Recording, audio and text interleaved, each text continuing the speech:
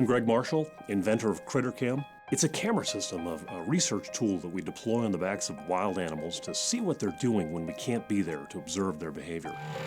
National Geographic Explorer was with me on my very first expedition to deploy a CritterCam on a shark.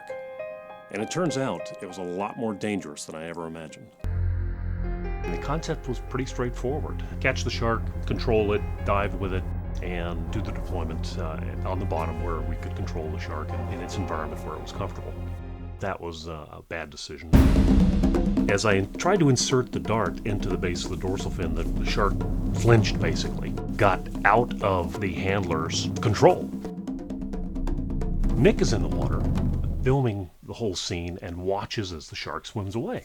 And he decides to follow the shark and film it. One of the handlers decided to come back and to recapture the shark. He reaches down with a hook stick and hooks the shark again in the mouth. Of course, the shark does what any animal would do to protect itself. It comes back and turns immediately toward the closest target that it imagines has inflicted this pain, which happens to be Nick. Less than 2 seconds later, I've got a shark suddenly trying to tear my right leg off. I took the camera. Shark bites the camera. I kept pounding it. And every time the jaw opened a little bit, wiggle my leg out, because I knew if another split second or two, I'd have at least no foot. Nick is scrambling to get to the surface with the shark on his hand and on his feet. I knew I was only 15, 20 feet from the surface, but I had no help.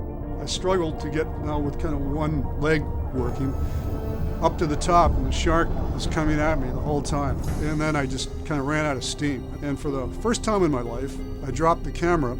Soon the camera is dropped from Nick's hands and it falls down to the bottom of the ocean in a cloud of sand. And my right hand slid right into the shark's mouth. My thumb and my finger were completely split open to the bone. And I hear one of the local fishermen scream, "He's dead." First thing I saw of Nick was, in essence, almost as if he were being pushed out of the water. The next thing, I'm looking at blue sky. They pulled Nick out of the water, and he's bleeding, obviously in pain. He's not dead, but he's in trouble. He's in real trouble.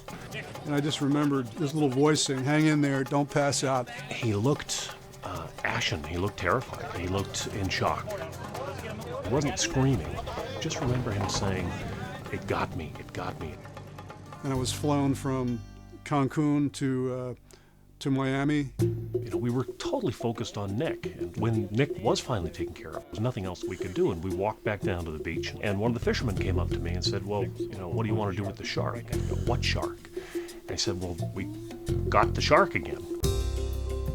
The prevailing sentiment was, you know, out of respect for what had happened to Nick and out of respect for the shark itself, we really felt that the best thing to do was to complete the project and actually go through with it. So that's what we did. That shark was the very first CritterCam deployment on a wild free-ranging animal.